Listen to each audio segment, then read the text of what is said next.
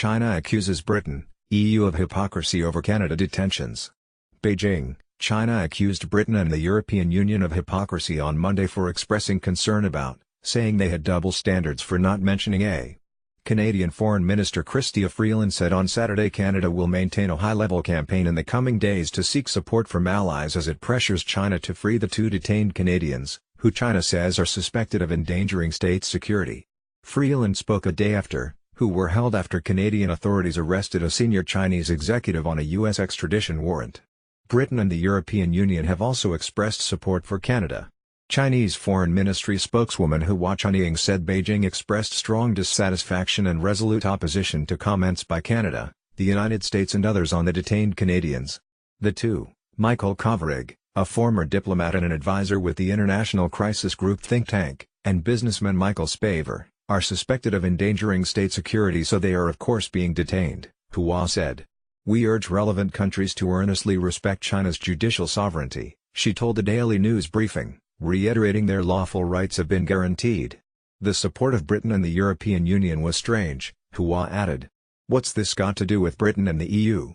When the Canadians illegally detained a senior executive at a Chinese company at the request of the United States, where were they? She said. Their so-called human rights have different standards for different countries' citizens, Hua added. Kovrig is also a Hungarian and therefore an EU citizen, sources told Reuters last week. The two were detained after Canadian police arrested Huawei Technologies' chief financial officer, Meng Wanzhou, on December 1.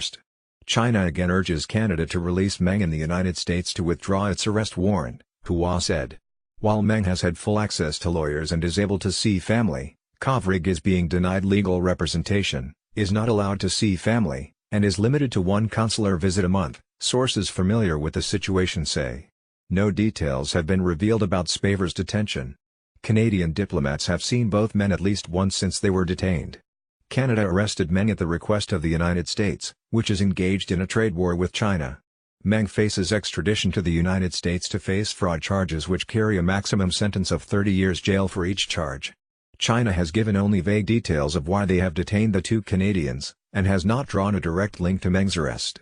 Influential state-backed Chinese tabloid The Global Times said in a Monday editorial that Canada would pay for its bad behavior. Canada's attempts to resolve a conflict with China by roping in its allies will never work, it said.